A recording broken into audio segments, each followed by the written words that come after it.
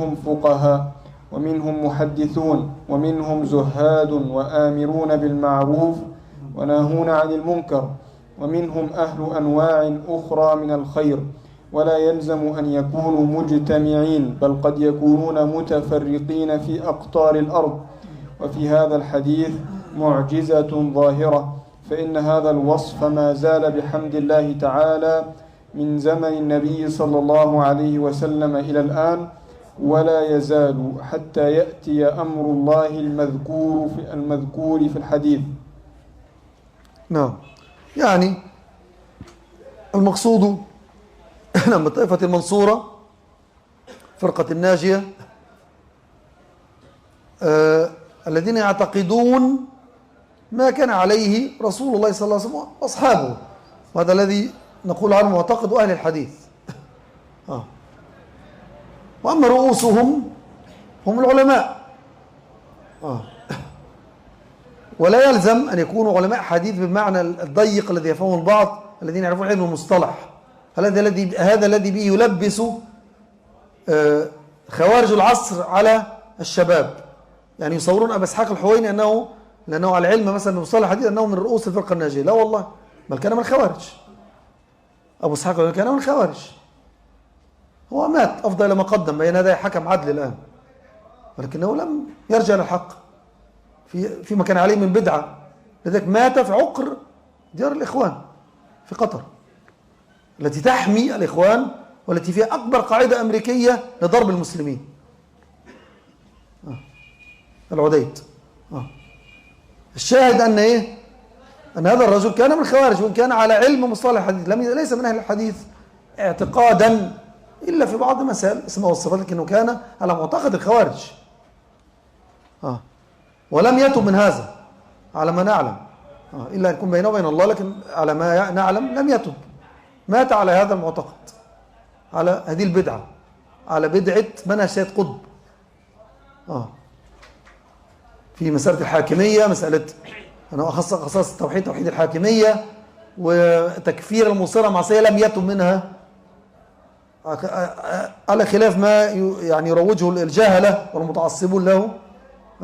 بل هو ينكر أنه قال هذا أصلا، لأنه صور لأتباعه أنه لا يقول بتكفير صاحب الكبيرة. نعم، إنما قلنا أنه يقول بتكفير صاحب الكبيرة، هذا الذي به يزول كما قال الإشكال. أبو إسحاق الحويني لم يقل بتكفير صاحب الكبيرة، إنما قال بتكفير المصر على المعصية، على الكبيرة أو غير الكبيرة، لكن لم يقل بمطلق تكفير صاحب الكبيرة، يعني الذي يقع في الزنا أو يأكل الربا. نعم، وما قال إنه كافر هكذا على الإطلاق، لما قال المصر، اعتبر المصر مستحلا، لم يفرق بين الاستحلال العقدي الذي هو بلا شك من الكفر الأكبر، وبين الإصرار الذي يعد استحلالا عمليا، فقال هكذا صراحة المصر والمستحل هكذا باللفظ الصريح. اعتبر الإصرار استحلالا عقديا، وهذا منهج نجد ابن عامر الحروري الخارجي، كما نقلت أنا هذا في كتاب الحدود الفاصلة في الرد على الحويني. مذهب النجدات من الخوارج تكفير مصر على المعصية، وهذا مذهب الحويني، فهو وافق الخوارج بخلاف أقواله الأخرى التي يعني كما يقال يعني تخالف أصول أهل السنة في عدة مسائل، ومنها مسألة أخص خصائص التوحيد. بل قال هكذا صراحة إن النبي صلى الله عليه وسلم قاتل المشركين حتى يكون الحكم لله، أي من أجل توحيد الحاكمية، وهذا ماذا سيد قطب، وهذا خلاف منهج الرسول صلى الله عليه وسلم ما قاتل المشركين من أجل توحيد الحاكمية، إنما قاتلهم من أجل توحيد العبادة، من أجل أن يعبدوا الله وحده لا شريك له. لذلك سيد قطب هو لا يرى مسألة الشرك في العبادة هذه تمثل أهمية عنده، الذي هو أصل دعوة الرسل أصلا. لذلك تجد تهوين الحويني يهون من مسألة توحيد العبادة، مسألة الدعاء معذرة أنه أخص خصائص التوحيد إن قلنا بصحة هذا المصطلح. فلذلك يقول ما في إشكال، نجعل الدعاء رقم 1، الدعاء رقم 2، الحاكمية رقم 1 رقم 2، بل يقول إن التوحيد أخص أساس التوحيد قد يكون من 10 صور. المحبة يعني ما فهم التوحيد أصلا، يعني ما فهم التوحيد على طريقة أهل السنة، لذلك لا تجدوه شرح كتابا واحدا في العقيدة. أبو إسحاق ما شرح كتابا واحدا في العقيدة، فكيف ينتسب إلى العقيدة أهل الحديث يا عباد الله؟ هذا الرجل ما كان ما عرف أو ما درس، أنا أقول على الأقل ما لم يدرس عقيدة أهل الحديث دراسة صحيحة، لم يدرسها أصلا لنفسه فضلا أن يدرسها، بدليل أنه يجهل معنى التوحيد الصحيح، يجهله للأسف. يعني ما يقول هذا الرجل إلا هو جاهل بمعنى التوحيد الصحيح. هذه نتكلم على الآن أهم مسألة التوحيد الآن، أو أمر التوحيد، أنه يجهل معنى التوحيد.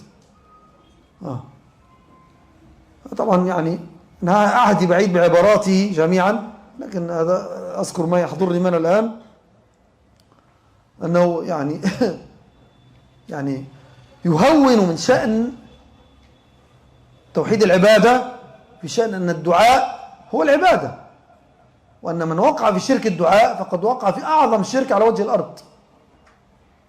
فهذا بلا شك هو أخص خصائص التوحيد إن قلنا بصحة هذا المصطلح، أخص الخصائص. أما أن يقول المسألة اجتهادية، يعني أنت تقول الدعاء، أنا أقول المحبة، أنت تقول الحاكمية، هذا كله كما يقول يعني هرطقة. هذا يشبه طريقة السوفسطائية عند اليونان الذين لا يفرقون بين الحق والباطل. السوفسطائية هذا مذهب قديم عند فلاسفة اليونان، أنهم يقولون أنت تقول هذا أنا أقول هذا، يعني عندهم سواء، الحق يساوي الباطل. عند السوفسطائية ما في حق وباطل، الحق والباطل سواء. هذا يعني ما أقول القلب هكذا، لكن يقترب من هذا، إنه لا يفرق يعني هو أقل ما يقول إنه جاهل، يعني إنه جاهل بهذه المسألة، جاهل بمعنى التوحيد هذا الرجل. فكيف رفعوه هذه رفع؟ هذه طريقة الإخوان، طريقة الإخوان التي أضلوا بها الأمة. كم أضلوا شباب الأمة؟ لأن الإخوان لما سقطوا سقوطا ذريعا فيما يعني كان من العمليات التي قاموا بها من التخريب والاغتيالات وكده، فأرادوا أن يلمعوا بعض من ينتسب إلى السنة في الظاهر حتى يكونوا في الواجهة، وهذا الذي فعلوه بالفعل. فلمعوا أمثال محمد حسان والحويني، وهم بالأصل منهم، لكن لمعوهم بجهل حتى قادوا الشباب إلى التهلكة، إلى الهاوية، قادوا الأمة إلى ما يسقطها فريسة في أيدي أعدائها. هؤلاء قادوا الأمة إلى أن يخربوا بيوتهم بأيديهم. نعم. ثم يأتي جهلة متعصبون للأسف ما عندهم إلا عواطف، كما أنا قلت، عواطف مشوبة بالأهواء، لا يزنون الحق أو لا يزنون الناس بميزان الحق، بميزان الهوى والعاطفة، ليس بميزان الحق. نعم. والحديث كما قال يطول في هذا الباب، فأرجعوا لمن أراد إلى كتاب الحدود الفاصلة الذين هكذا سميته بعد مشاورة شيخنا حسن رحمه الله تعالى. شاورته في هذا العنوان وقررني، قال هذا نعم، هذا يعني أعجبه العنوان، الحدود الفاصلة بين أصول منهج السلف الصالح وأصول القطبية السرورية. لأني ما أردت أن أجعل الكتاب يخص الحويني كشخص، لا، يعني ليس القصد الحويني مجرد نموذج فقط لهذا المنهج الخارجي القطبي السروري. لذلك أنا من خلال الكتاب في طيات الكتاب ذكرت عدة نماذج أخرى، ذكرت سلمان العودة وصفر الحوالي، ثم ختمت كتاب علي الحلبي ومشهور حسن لما يعني سلكوا الطريق نفسه. وذكرنا طبعا من ينتسب الإسكندرية هؤلاء محمد إسماعيل المقدم الذي ما زال للأسف على هذا المنهج. يعني وأشرنا إلى عدد من رؤوس رؤوس الخوارج عامة في هذا العصر، طبعا على رأسهم سيد قطب طبعا بلا شك. فهذا الكتاب أنا أردت أن أجعله مرجعا في هذا الباب، ليس خاصا بالحوينيين فقط. الحوينيين مجرد نموذج. لماذا أنا اخترت الحوينيين على وجه الخصوص؟ أنه صار فتنة لانتسابه إلى أهل الحديث بخلاف هؤلاء. يعني صار في أعين الأمة الذين لا يعرفون عقيدة أهل السنة للأسف إلا يعني قليل منهم. نتكلم على يعني على العامة أو عند الشباب المغرر به، لا يميزون بين حدود اعتقاد السلف وحدود الخوارج، معتقد الخوارج.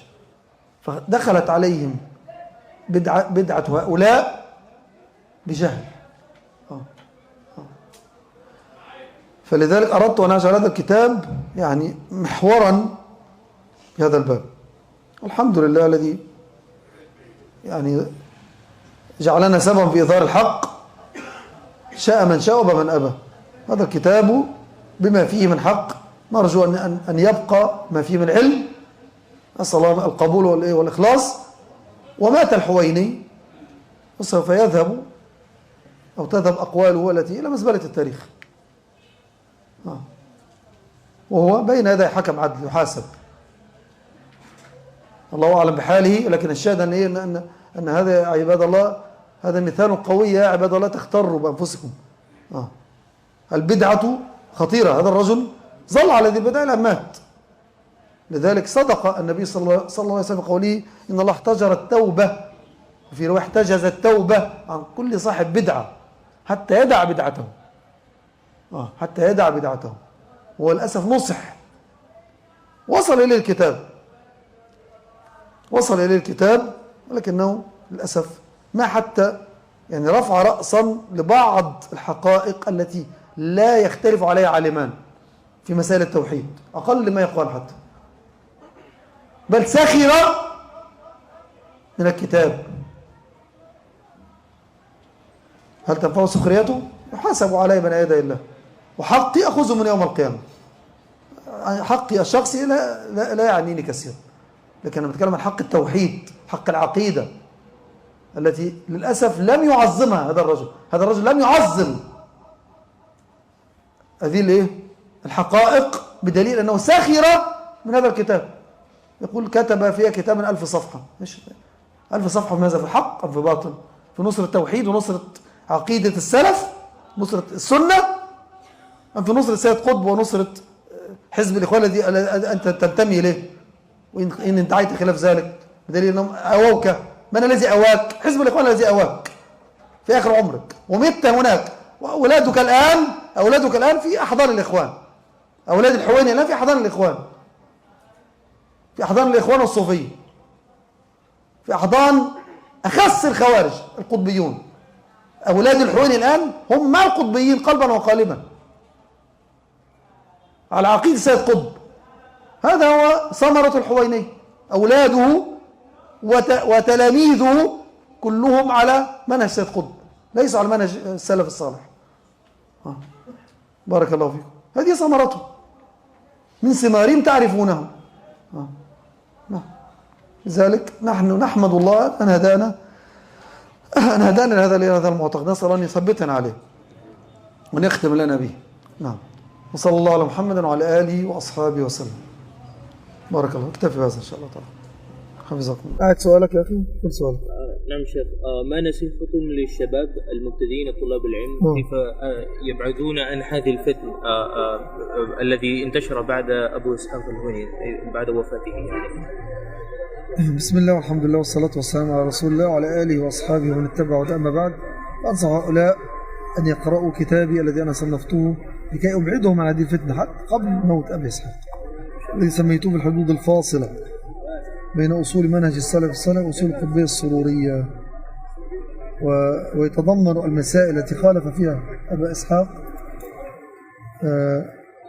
منهج السلف ووافق القطبية السرورية. فنقول لهم أنتم إن كنتم تريدون الحق عليكم أن تدرسوا وأن تتعلموا تقرأوا ما كتبناه بالأدلة لمن يريد الحق. أما الذي يريد العصبية أو يأخذ فقط كما قال العاطفة والظاهر هذا يعني لا حيلة لنا فيه.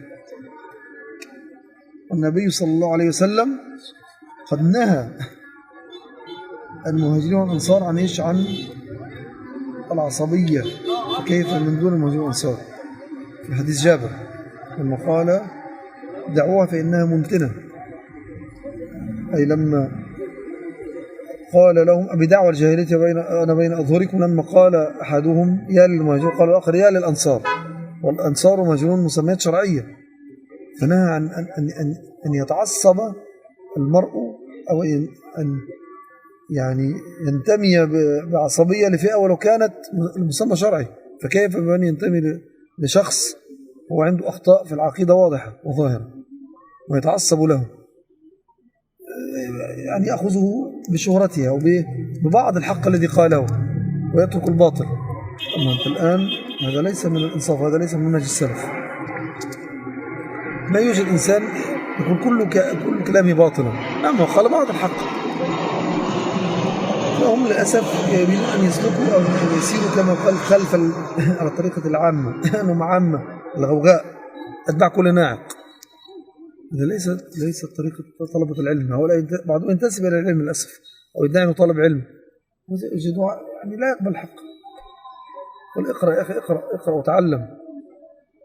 الحمد لله بعض المنصفين اللي كانوا يتعاطفون معهم لما قرأوا الكتاب أو عرفوا الأدلة تبين من الرجل يعني على خلاف معتقد السلف، بل هو على معتقد الخوارج، معتقد سرور هم سرور زي وسيد قطب وإسحاق الحويني، ليس على معتقد السلف الصالح كما يدعي، وليس على معتقد أهل الحديث، وليس على طريقة أهل الحديث في باب المعتقد ولا حتى في باب الدعوة، لكنه في باب الدعوة على طريقة عبد الحميد كشك شيخه اللي هو الإخواني، وتربى على يد الإخوان، وإسحاق الحويني شيوخه من الإخوان ليس من، والألباني وإن استفاد منه شيء في علم الحديث لكنه لم يستفد منه في المنهج ولا في العقيدة. إذا كان عقدت مقارنة في هذا الكتاب بين منهج الألباني ومنهج أبي إسحاق في مسائل رئيسة، هو على النقيض تماما. الألباني يحاضر من سيد قطب ولا يحاضر من سيد قطب، بل يعتبر أن العلماء الذين حضروا من سيد قطب يتلككون. كلمة يتلكك دي عند العامة في مصر يعني يتربصون به. كان الألباني يتربص بسيد قطب، وابن باز يتربص بسيد قطب، وربيع بن هادي يتربص بسيد قطب. هذا كذب على هؤلاء العلماء. يقول عن العلماء الذين أفتوا بحرمة العمليات الانتحارية أنهم عندهم جليطة، أيضا كلمة عامية عند عامة أهل مصر، يعني كان عندهم نوع من الجفاء أو الغباء. يصف العلماء الذين أفتوا بحرمة العمليات أنهم عندهم جليطة. جليطة دي كلمة يقولها العامة في مصر، يعني تعني أن هذا الرجل عنده غباء أو جفاء. فرجل هو ينصر الإخوان في جل أصولهم، وإن كان يتظاهر أنه ليس معه، لكن في الحقيقة ليس كذلك.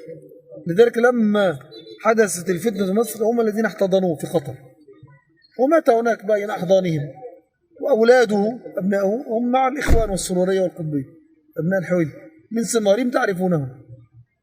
فكيف يقال عن هذا الرجل أنه من أهل السنة وأنه الذين ينتسبون إلى منهج السلف؟ وأنا أنصحهم أن يقرأوا الكتاب. هذا الكتاب أنا يعني اجتهدت فيه قدر ما استطعت أن أبين حال هذا الرجل. أنا علمت من أول أنه سوف يكون فتنة، وفعلا كان فتنة وما زال فتنة حتى بعد موته. وسبحان الله مات الآن، وسبحان الله يتحمل آثام هؤلاء. سبحان الله، يعني هو في حال يرثى لا أو يعني طب ما نحكم عليه بشيء، الله أعلم بحالي وبين يدي حكيم عليم، بين يدي حكم العدل سبحانه يحكم فيه بما شاء. لكن الشاهد أنه بلا شك يحمل وزر كل من تبعه على هذا الانحراف والضلال، وهو يعني بلا شك يحمل حقوقا عظيمة يوم القيامة. ونحن إذا لما رددنا عليه أردنا أن نخفف عنه هذا حتى يرجع إلى الحق، لكن للأسف أبى واستكبر ولم يرجع إلى الحق رغم أنه وصل إلى الكتاب. الحجة مقامة عليه بلا شك، لكنه كما قال النبي صلى الله عليه وسلم إن الله احتجر واحتجز التوبة عن كل صاحب بدعة، حتى يدع بدعته، ومات على في الضرر هذه البدعة لم يتم منها. لكن يشغلون الشباب مسألة تكفير المصر على المعصية أنه لا يكفر صاحب الكبيرة. نعم لا يكفر صاحب، لكن يكفر صاحب المصر على المعصية، لا يميز ولا يفرق، جهلا. لما قلنا أنه يكفر صاحب الكبيرة، لما يكفر المصر على المعصية على الكبيرة، ليس مجرد ارتكاب الكبيرة، ويعتبر المصر والمستحل، ولم يغير هذا ولم يرجع عنه. الذين يقولون هذا لا يفهمون شيئا. نصيحتي لكم سبحانك اللهم وبحمدك أشهد أن لا إله إلا أنت أستغفرك وأتوب إليك. صلى الله على محمد وعلى آله وأصحابه وسلم. بارك الله بعينك وإياكم. حياكم الله. أحبكم الله يحببكم في. جزاكم الله خير. الله يبارك فيكم. حياكم الله.